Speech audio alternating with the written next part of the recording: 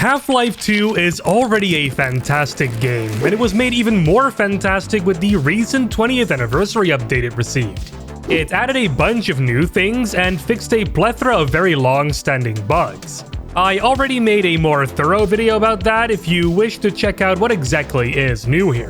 One of the new features that was added to Half-Life 2 was Steam Workshop support, and Pandora's box was opened. Thousands of mods have already been uploaded since the feature was added last month. Some of very good quality, and others, well. In this video, I compiled 5 mods that come straight from the workshop that I thought were pretty good, or pretty funny. Of course, I cannot cover every cool and interesting workshop mod here, so if you got any mods that you'd like to recommend others, then leave those in the comments below. Anyway, let's begin! LambdaGeneration. Let's start with Resident Evil 2 Source.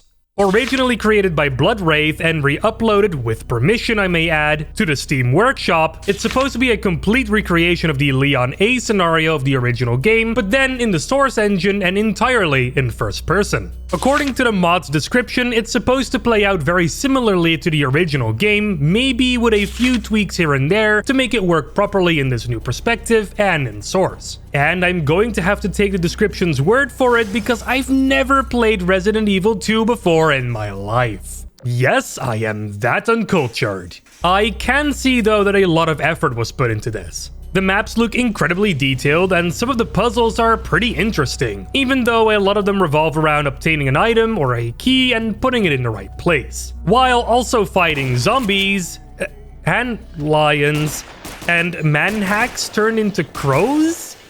The birds actually are drones, huh?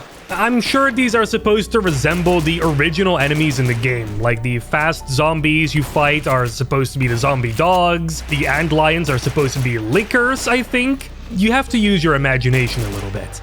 One thing I've noticed as well is that there are a bunch of items littered around the place, but you cannot pick anything up. I know this mod is supposed to closely emulate the original game in most ways, but come on, man. You can't put in a basketball with a hoop right in front of it and make the basketball a static object. Not in a Source map, at least. The mod also includes custom weapons based upon the ones in Resi 2. The crowbar is replaced with a knife, the pistol is now the HNK VP70, the Magnum is now the Browning HP, the SMG is now a Mach 11 submachine gun, and the shotgun was replaced by the Remington M1100P. They all feel pretty good to use and work great.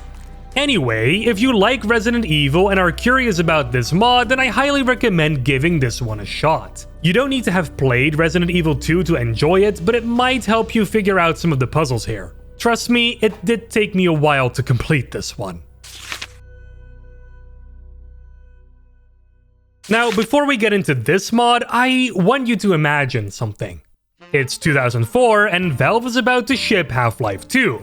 But for some reason, Sierra demands Valve ship the entirety of the game on 32MB SanDisk smart media cards. And this, ended up being the end result.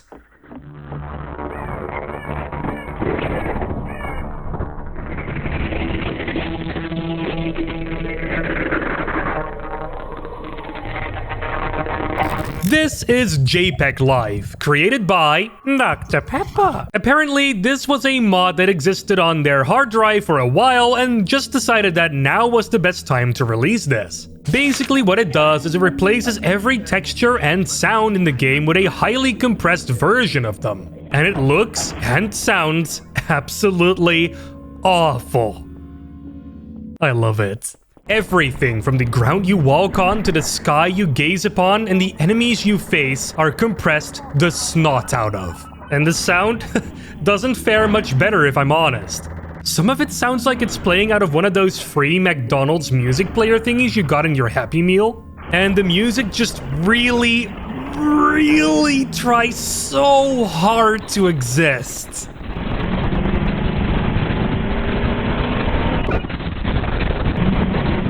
But it just can't. Look at this fire too. You have to kind of turn on classic effects in order to even see it, because the newer effects have just been compressed out of existence. But if you thought the original classic Half-Life 2 fire looked archaic, then have a load of this.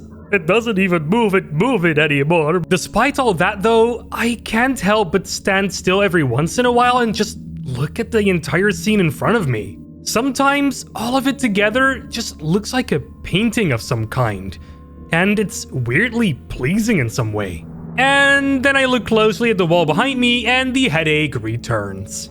I definitely recommend this mod, even if it's just to look at for a bit, because I don't think you're going to want to play the entire campaign with this turned on now, do you? No, that's not a challenge.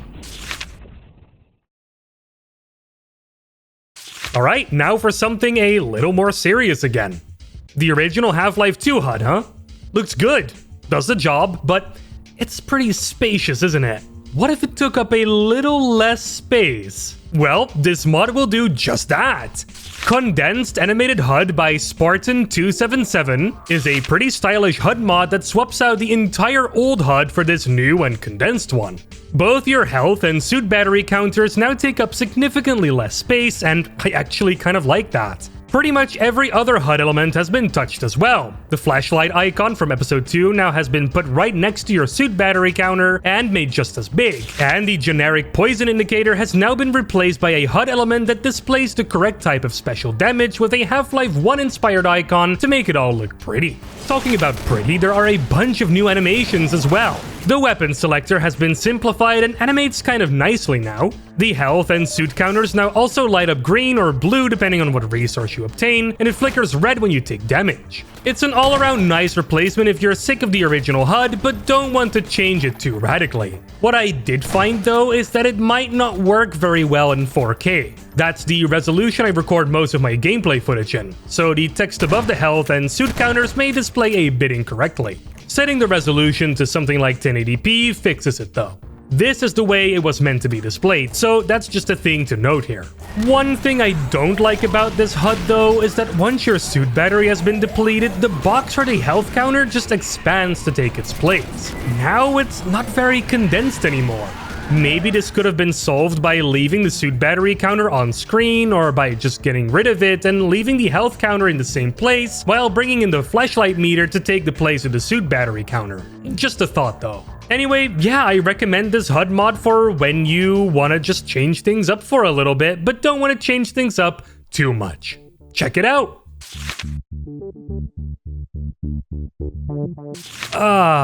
Playing Half-Life 2 again. Can't wait to meet my favorite characters again and to fight the fierce forces of the Combine. Oh. This mod answers the age-old question. How would a Strider wear pants? Well, apparently, like this. Gotta say, I dig it. This beauty of a mod was created by a team of 2 people, Blue Aces and Ethosar, because I can really imagine you need at least 2 people to put a Strider in a pair of jeans. And that's kind of all this mod really does. Every Strider in all 3 of the Half-Life 2 games are now properly wearing pants. And I am super glad we won't have to look at those gross 2 legs anymore. The 3rd leg over there? Nah, that one's fine. Quality leg. But those 2? Yeesh. Kind of makes me wonder how Valve got away with this one here. Different times, I guess. Although I can't help but feel that the pants could have, covered up some more elements. Hell, if we're talking about public decency here, why not give the Strider a nice flannel to wear too? Maybe even some nice fitting boots to finish up the look. There. Now we're talking. Obviously, I recommend this mod. It's linked down below. Quickly now, before your kids get to the unmodified game and see the 2 legs.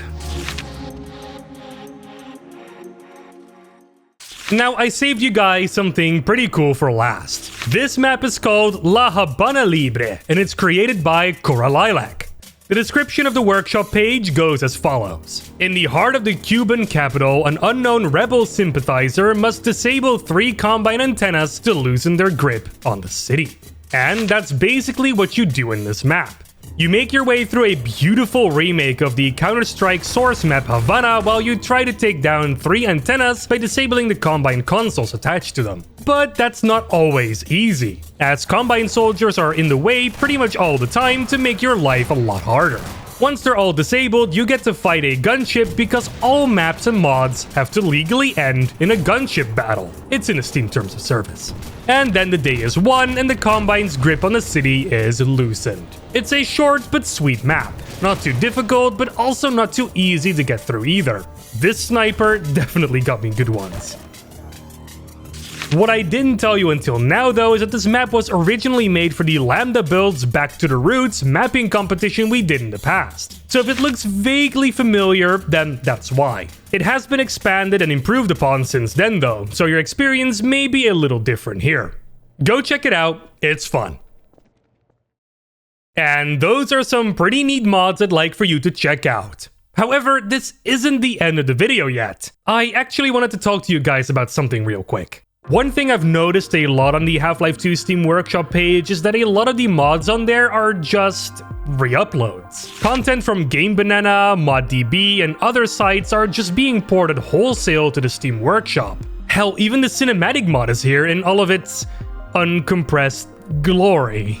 Okay, now, I get it, right? The Half-Life 2 Workshop is still brand new. Give it enough time and more original content will make its way onto it. And the ported over mods are a nice pool of content to start off with. So technically I got no problem with people porting their mods from other places to here.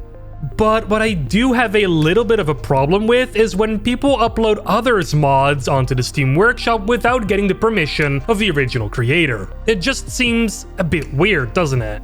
I have to admit, I'm looking at this issue with my content creator brain. When someone re-uploads my video to a different platform without my permission, then yeah, I wouldn't be happy with that. And I'm thinking it's the same with modders as well, right? Now, most of the time, these people do give proper credit to the original creators and link to their pages in the description, so there is at least that. And Game Banana has a Creative Commons licensing option too, and some licenses do indeed grant the user to repost content to other places unmodified. So I guess all I'm asking for here is for people to respect these licenses and, for when it's applicable, to always get the permission from the original creator when you can before you re-upload something. I tried my best to make sure I picked mods for this video that were either original to the Half-Life 2 Workshop, re-uploaded by the original creators to the workshop, or re-uploaded by regular users with the permission of the original creators. So, what do you guys think? Is this a hot take, or do you think I'm right here? I would like some other perspectives on this, so leave a comment down below. Let's have a civilized discussion. And that's really officially it. Again, if I missed your favorite mod, then put it in the comments below. You might be getting the honor to recommend it to everyone here. This is also the last video of the year, and oh boy, what a year this has been, huh? Especially near the end of the year, a lot of things just happened. With the 20th anniversary of Half-Life 2, the team behind Black Mesa announcing their new game, Black Mesa Blue Shift Chapter 5 coming out, and much, much more. I really hope that 2025 is going to bring even more amazing community content, and I am sure that it will. Anyway, I'd like to thank you all for watching the channel this year. I know a lot has changed, and I'm just super happy with everyone sticking around. Follow us on the socials, subscribe to the channel, and I'll be seeing you all next year. Have a Merry Christmas and a Happy New Year. Salutations, and take care. LambdaGeneration.